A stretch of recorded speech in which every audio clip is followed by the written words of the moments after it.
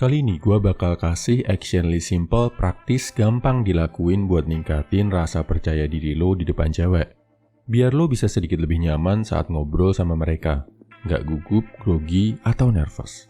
Nggak perlu lo lakuin semuanya, satu aja cukup bro. Yang penting lo lakuin nggak cuma ditonton. Satu aja, kalau lo eksekusi dengan baik, pasti ada efek positifnya bro. Berikut action listnya. 1.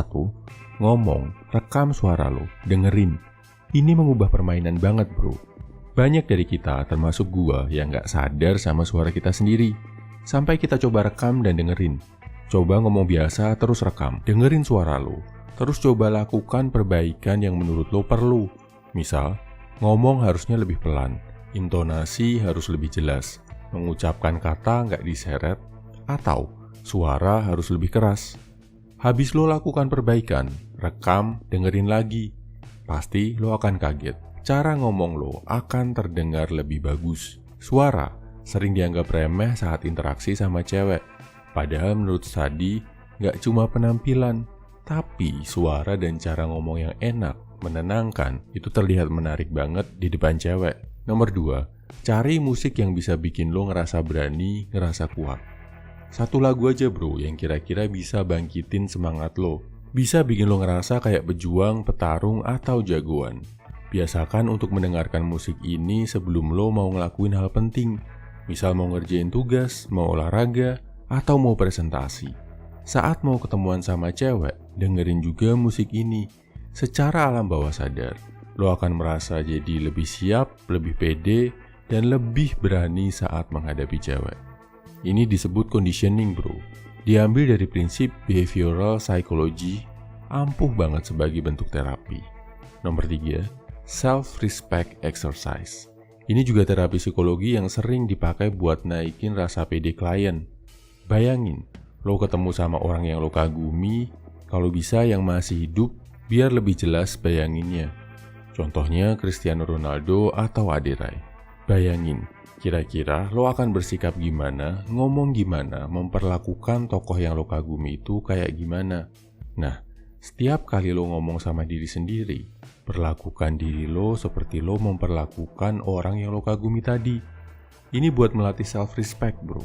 Lo akan minder, gak pede, kalau selalu memandang rendah diri sendiri. Jadi, perilaku self-respect ini bisa membantu lo mengusir rasa minder. Kalau lo sendiri aja gak hormat sama diri sendiri, gimana mungkin orang lain bakal hormat sama lo kan bro? Nomor 4, taklukkan satu ketakutan lo. Gak perlu ekstrim, level kecil aja, yang penting ada usaha. Misal, lo takut tenggelam, main aja ke kolam renang dangkal buat anak-anak sedalam 60 cm, terus jalan bolak-balik. Misal, lo takut gelap, siang-siang coba stay di kamar, matiin lampu. Lo takut ketinggian, main ke mall, naik ke lantai tinggi, lantai 2 atau lantai 3 aja, terus pegangan dan lihat ke bawah. Lo akan ngerasa bisa sedikit menaklukkan mimpi buruk yang selama ini menghantui lo. Dan perasaan ini bakal naikin PD bro. Ketakutan aja bisa lo handle, apalagi cewek. Nomor 5, buat yang belum rutin olahraga, pilih satu jenis olahraga, lakukan besok selama 20 menit aja. Yang paling ringan aja bro. Misal, push up, sit up, squat di kamar. Buat yang udah rutin, coba satu olahraga atau gerakan baru yang jarang dilakukan. Misal, biasa latihan punggung pakai mesin pull down, sekarang latihannya pull up. Kardionya biasanya treadmill, sekarang lari di lapangan. Sesuai namanya, percaya diri lahir dari dalam diri bro. Kalau lo percaya sama badan lo sendiri, biasa menaklukkan kesulitan bareng sama badan lo, rasa pede akan naik drastis. Nomor 6, kalau ada, unfollow cewek di friend list lo yang toksik, suka merendahkan orang, suka gosip. Tujuannya satu, biar lo gak berpikir kalau semua cewek itu toksik. Semua cewek itu jahat, licik. Masih banyak kok bro, cewek baik-baik, cerdas, yang bisa bikin lo lebih kuat. Jangan sampai, karena lo follow cewek-cewek yang salah, lo jadi takut, gak pede, bahkan benci sama wanita. Nomor 7, ngobrol sama satu cewek. Kenapa lo gak pede di depan cewek? Jawabannya karena lo jarang interaksi sama cewek. Paksa diri lo buat interaksi sama cewek bro. Kalau masih grogi, sama anak kecil dulu. atau sama ibu-ibu, bahkan sama nenek-nenek pun boleh. Yang penting, latih interaksi lo sama manusia bro. Lama-kelamaan, pasti rasa minder lo hilang digantikan rasa pede. Ada komentar bagus dari salah satu subscriber channel ini yang bilang, dia juga jadi pede ngadepin cewek sejak mulai rutin jualan. Karena biasa ketemu sama orang, sama pelanggan, saat ketemu sama cewek cantik, udah nggak grogi lagi. Jadi, latihan itu perlu bro. Kesimpulannya, ini 7 hal simpel yang bisa lo lakuin buat ningkatin rasa pede di depan cewek. 1. Rekam, dengerin, evaluasi suara lo. 2. Cari musik yang bikin lo ngerasa berani, ngerasa kuat. Dengerin saat mau melakukan hal penting. 3. Self-respect exercise. Perlakukan diri lo seperti lo memperlakukan orang yang lo kagumi. 4. Taklukkan satu ketakutan lo di level kecil aja. 5. Mulai olahraga. Buat yang udah rutin, coba lakuin olahraga baru atau yang jarang lo lakuin. 6. Kalau ada, unfollow cewek di friend list lo yang toksik, yang suka merendahkan orang, suka gosip. 7. Ngobrol sama cewek. Bisa mulai dari anak-anak, ibu-ibu, nenek-nenek, atau penjual. Lakuin satu aja dari 7 hal ini, pasti lo akan merasakan rasa percaya diri lo mulai naik. Semangat bro.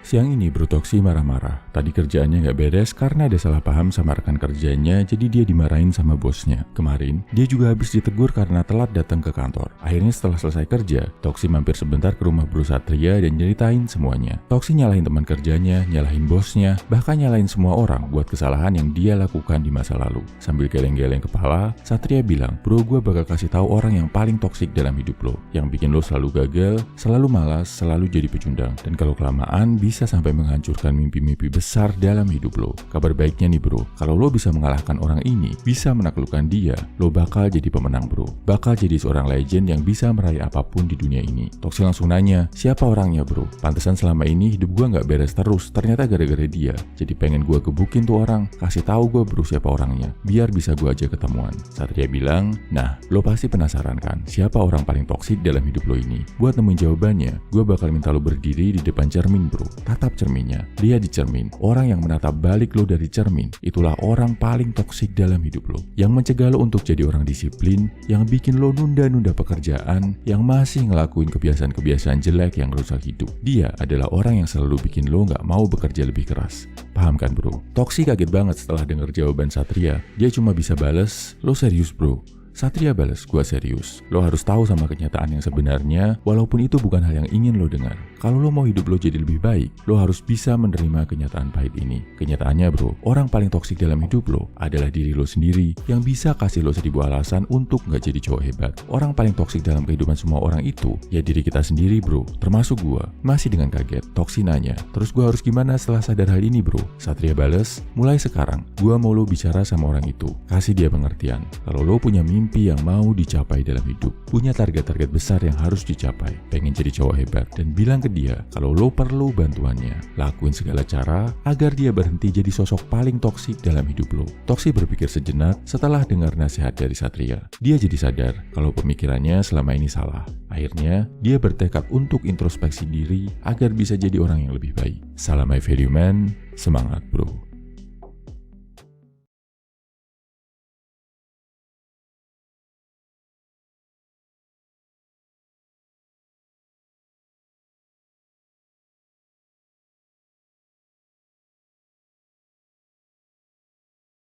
Ada satu jurus ampuh yang bisa bantu lo lebih konsisten dalam melakukan suatu target baru atau satu kebiasaan baru yang positif.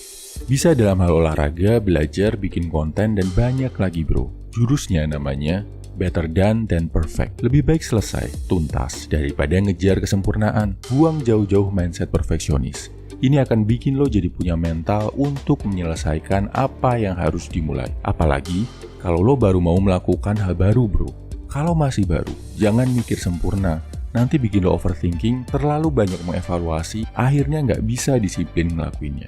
Misal, lo mau mulai olahraga, harus mikir dulu beli alat-alat olahraga yang bagus dan mahal.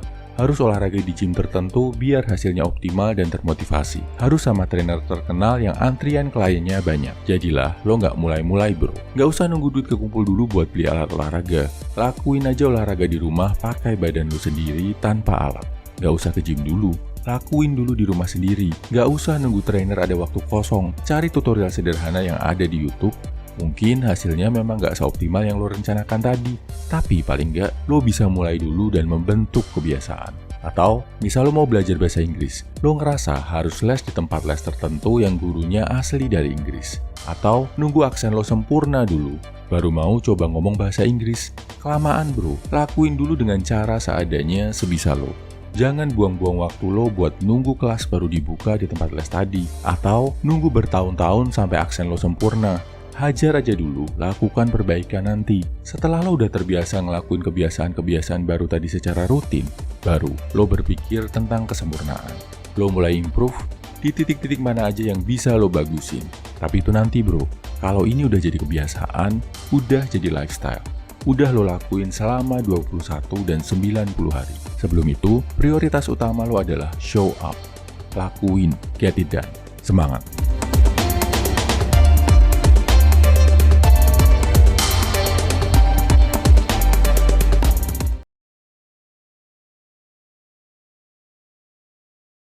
Kalau lo masih sulit jadi disiplin, tonton video ini bro. Gua sendiri diselamatkan dari pusaran kemalasan setelah memahami ini. Dan ternyata untuk disiplin, simple banget bro. Ini mindset sederhananya. 1. Disiplin itu bikin hidup lebih mudah. Ini yang gak banyak orang sadar. Misal, lo disiplin bangun pagi, lo gak akan kelabakan tiap pagi harus buru-buru masuk kerja. Berangkat kerja lebih santai, lebih nyaman. Sampai kantor, pikiran juga lebih tenang. Contoh lagi, misal lo disiplin jaga makan. Sekarang, lo akan menikmati kesehatan. Berat badan ideal, nggak gampang sakit, kesehatan prima, nggak males bergerak. Bandingin sama teman lo yang nggak disiplin jaga makan. Sekarang, dia udah kena gejala diabetes. Stamina rendah, gampang capek. Belum lagi harus makan obat yang lumayan mahal secara rutin. Intinya, disiplin itu gampang bro. Dan bisa memberikan lo kebebasan jangka panjang yang luar biasa. Nomor 2, keputusan untuk jadi disiplin itu ada di tangan lo sendiri. Banyak orang yang mengira perlu motivasi yang luar biasa untuk jadi disiplin. Atau celakanya, banyak yang harus ngalami hal yang gak enak duluan, baru bisa disiplin. Mereka seolah-olah nunggu sesuatu, nunggu wangsit atau inspirasi buat hidup disiplin. Kalau gak ada motivasi dari luar, gak bisa disiplin. Padahal, keputusan buat jadi disiplin ada di diri lo sendiri. Tinggal mau atau gak ngelakuinnya. Ngomong sama diri lo sendiri bro, mulai sekarang, gua mau rutin ngelakuin titik-titik-titik. Ucapkan di depan cermin, ucapkan setiap kali lo males ngelakuinnya. Gak perlu nunggu motivasi. Nomor 3, sekarang kita lakuin hal-hal yang gak pengen dilakuin sama banyak orang. Nanti kita akan menikmati hal-hal yang mereka gak bisa nikmati. Ini kata-kata dari The Rock, Dwayne Johnson. Mulai sekarang, kita harus ngelakuin hal-hal yang gak pengen dilakuin banyak orang. Contohnya, olahraga, nabung, belajar, cari penghasilan tambahan, dan lain-lain. Tapi nanti, waktu disiplin kita berbuah manis, kita bakal menikmati hal-hal yang gak bisa dinikmati banyak orang. Contohnya gini, saat teman-teman kita udah mulai sakit-sakitan, kita masih sehat dan bergerak aktif. Tiap akhir bulan teman kita gelisah karena tabungan menipis, kita tidur nyenyak karena tabungan darurat udah aman. Saat kebanyakan orang waktunya habis kerja kantoran, kita udah bisa menikmati hidup dan mengejar passion, karena udah rajin investasi. Kesimpulannya, ini 3 mindset yang bakal bikin lo jadi lebih disiplin. 1. Sadari, disiplin itu justru bikin hidup lebih mudah. 2. Mau disiplin atau enggak, keputusan tertinggi ada di tangan lo, bukan di tangan orang lain. 3. Sekarang mungkin kerasa nggak enak, tapi nanti buah dari kedisiplinan lo akan bikin lo berada jauh di atas kebanyakan orang yang nggak mau berkorban. Paham kan bro? Betapa penting dan indahnya kalau kita bisa disiplin. Gua yakin lo pasti bisa. Semangat.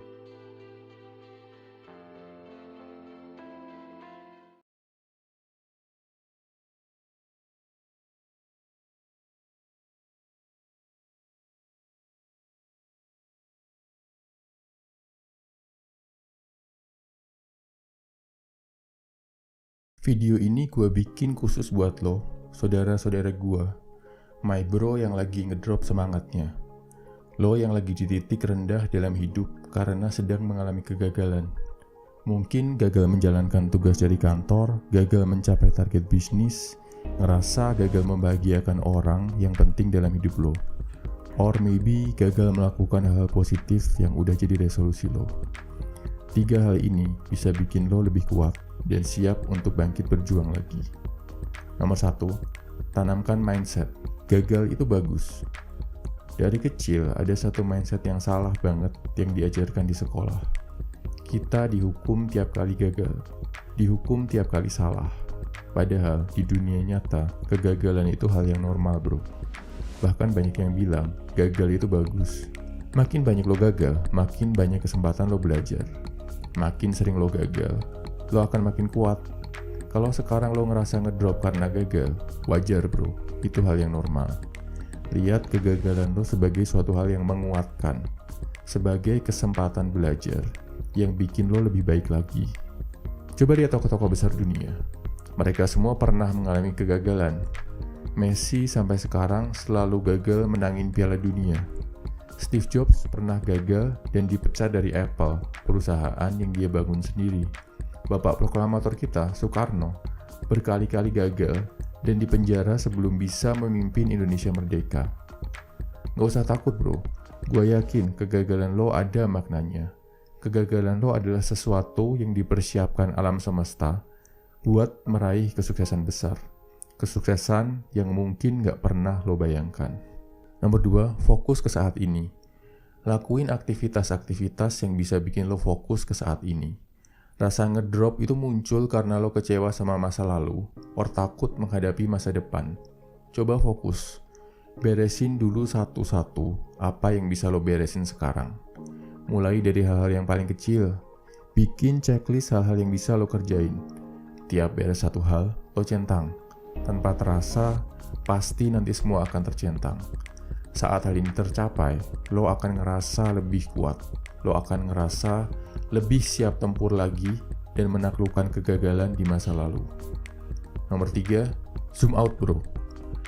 Kalau lo melihat kehidupan dari mikroskop, lo bakal galau terus bro. Tiap gagal akan bikin lo drop sampai ngerasa nggak bisa bangkit lagi.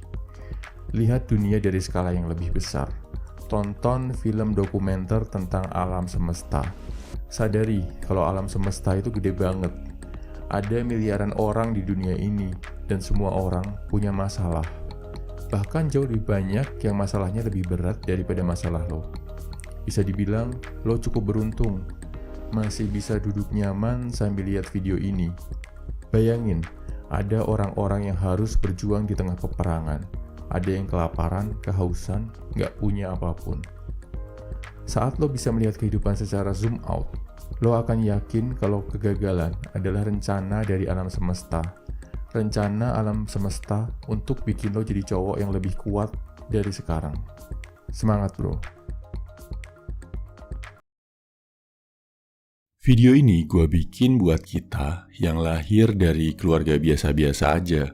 Bukan anak sultan, bukan anak pejabat, dan bukan anak miliuner yang hartanya awet sampai 7 turunan. Mungkin rasanya berat ya bro, menjalani hidup dengan keadaan yang serba biasa. Tampang biasa-biasa aja, kecerdasan biasa-biasa aja, apalagi harta. Mungkin keadaan kita yang biasa-biasa aja ini bikin kita takut memimpikan hal yang luar biasa. Tapi bro, jangan nyerah dulu. Di dunia ini yang diingat orang bukanlah lo lahir sebagai siapa, tapi lo mati sebagai siapa. Sepanjang napas masih berhembus bro, kita, orang yang lahir dalam keadaan biasa-biasa aja, punya peluang yang sama. Kita masih menghirup oksigen yang sama dengan orang-orang yang katanya luar biasa. Mungkin kita harus berjuang dari bawah dulu, tapi itu justru keuntungan bro. Kita jadi bisa melihat situasi di bawah yang gak biasa dilihat sama orang-orang yang ada di atas. Yang kita perlukan cuma satu, bekerja lebih keras. Kalau mereka kerja 8 jam, kita yang biasa-biasa aja wajib kerja 10 jam, 12 jam kalau perlu. Kalau mereka baca 1 buku, kita wajib baca 2 buku. Kita wajib lebih waspada, lebih siaga, bangun saat mereka masih tidur. Jeli lihat peluang saat mereka melewatkannya. Maju terus saat mereka udah menyerah. Jangan khawatir bro, sejarah sudah membuktikan banyak pria yang lahir biasa-biasa saja bisa jadi pria sejati yang mampu mengubah dunia. Sepanjang lo terus berjuang, sepanjang lo terus berkarya, dan sepanjang lo terus berdoa, pasti alam semesta akan memberikan jalan buat lo untuk jadi orang hebat. Semangat bro.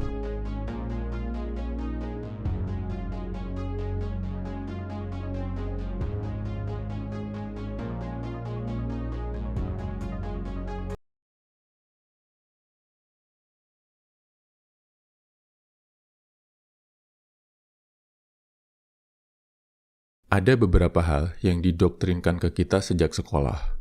Ironisnya, hal-hal tadi justru ada yang bikin kita jadi lemah. Dan mindset lemah ini terbawa terus sampai kita gede. Kita bahas ya bro, karena lo udah tahu, pastiin adik-adik or anak-anak lo besok gak terdoktrin konsep yang sama. Nomor 1, sekolah itu nomor 1. Sering kan lo dengar kalimat harus menomorsatukan sekolah dibanding aktivitas lain. Padahal sekolah itu cuma satu dari sekian banyak tempat lo bisa belajar. Gara-gara konsep ini, kita jadi ngerasa kalau pencapaian terbesar itu adalah kalau kita bisa perform bagus di sekolah. Nggak mikir ada hal-hal lain yang jauh lebih hebat yang bisa dikerjain di luar sekolah. Kalau ada pun, jadi malas ngelakuinnya karena takut ngeganggu sekolah. Dan yang lebih parah, kita jadi didoktrin untuk terbiasa datang pagi, pulang sore, seharian duduk di belakang meja, ngikutin instruksi dari orang lain. Jadinya ketika kita gede, kita ngerasa jenjang karir yang paling aman itu ya kayak sekolah. Datang pagi, pulang sore, duduk di belakang meja. Nomor 2, meminta itu hal yang nggak baik. Di dunia nyata, kalau lo mau sukses, lo harus berani minta. Sekolah mengajarkan kita untuk gak meminta. Meminta dianggap perbuatan lemah, perbuatan memalukan. Padahal, meminta itu nunjukin kalau lo ngerti apa yang lo mau, dan lo berjuang untuk mendapatkannya. Coba lihat perusahaan-perusahaan dan pebisnis tersukses di dunia. Mereka adalah yang bisa minta modal besar dari investor, yang bisa meminta rekan bisnis buat jalin kerjasama. So, next time lo mau minta sesuatu ke siapapun, gak usah malu bro. Gak usah mikir takut ditolak. Ditolak itu biasa, gak ada ruginya. Kalau permintaan lo diterima, jackpot bro. Nomor 3, kemampuan menghafal dan menyelesaikan soal adalah hal terpenting.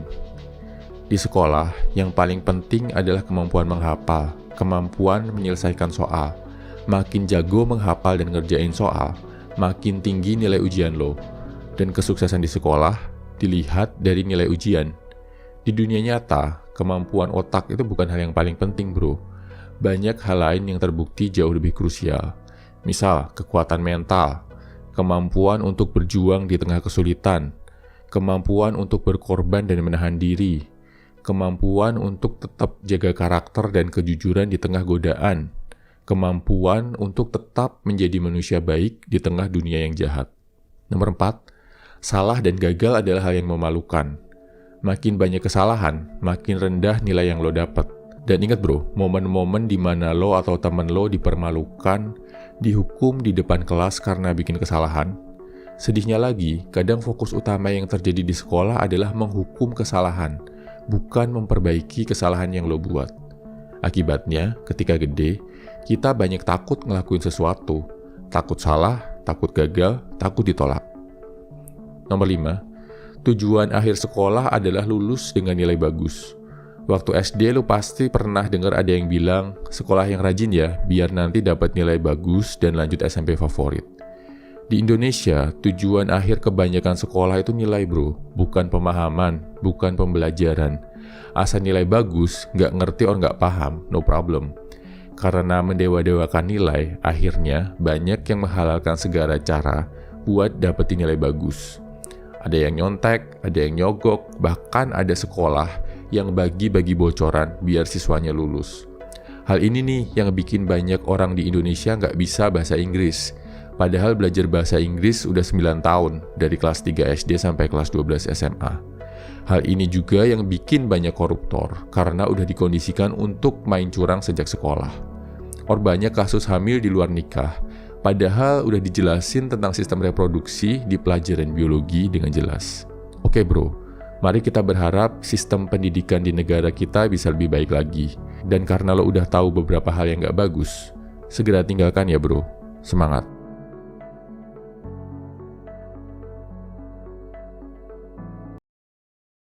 Bro, ini jurus sakti yang ampuh banget. Bakal bantu lo memenangi setiap peperangan dalam hidup. Mau perang melawan kebiasaan buruk, perang melawan saingan kerja, atau perang mengejar target yang lo tentuin. Langsung dari Sun Tzu, penulis buku The Art of War. Buku ini legend banget, dipakai sama tokoh-tokoh besar dunia. Nggak cuma dalam perang, tapi juga dalam bisnis dan pengembangan kepribadian.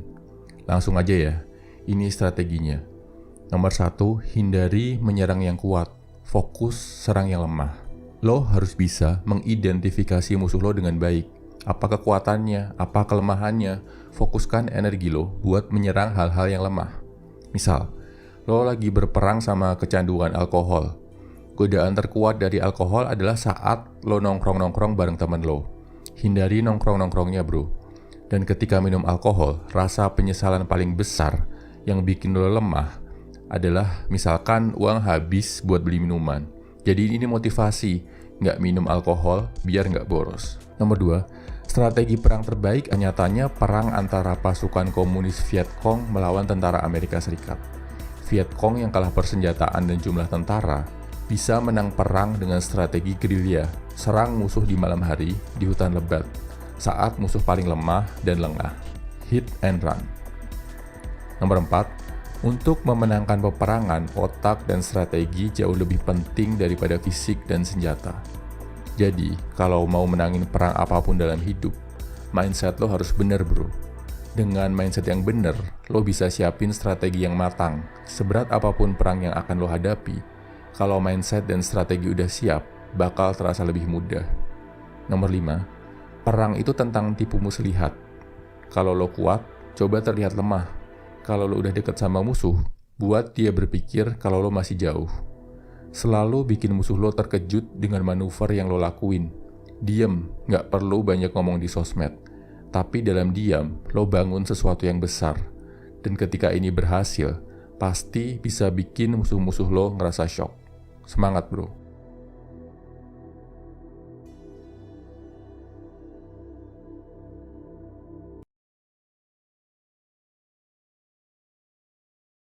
Kalau lo masih sulit jadi disiplin, tonton video ini bro. Gua sendiri diselamatkan dari pusaran kemalasan setelah memahami ini. Dan ternyata untuk disiplin, simple banget bro. Ini mindset sederhananya. 1. Disiplin itu bikin hidup lebih mudah. Ini yang gak banyak orang sadar. Misal, lo disiplin bangun pagi, lo gak akan kelabakan tiap pagi harus buru-buru masuk kerja. Berangkat kerja lebih santai, lebih nyaman. Sampai kantor, pikiran juga lebih tenang. Contoh lagi, misal lo disiplin jaga makan. Sekarang, lo akan menikmati kesehatan. Berat badan ideal, nggak gampang sakit, kesehatan prima, nggak males bergerak. Bandingin sama teman lo yang nggak disiplin jaga makan. Sekarang, dia udah kena gejala diabetes. Stamina rendah, gampang capek. Belum lagi harus makan obat yang lumayan mahal secara rutin. Intinya, disiplin itu gampang bro. Dan bisa memberikan lo kebebasan jangka panjang yang luar biasa. Nomor 2, keputusan untuk jadi disiplin itu ada di tangan lo sendiri. Banyak orang yang mengira perlu motivasi yang luar biasa untuk jadi disiplin. Atau celakanya, banyak yang harus ngalami hal yang gak enak duluan, baru bisa disiplin. Mereka seolah-olah nunggu sesuatu, nunggu wangsit atau inspirasi buat hidup disiplin. Kalau gak ada motivasi dari luar, gak bisa disiplin.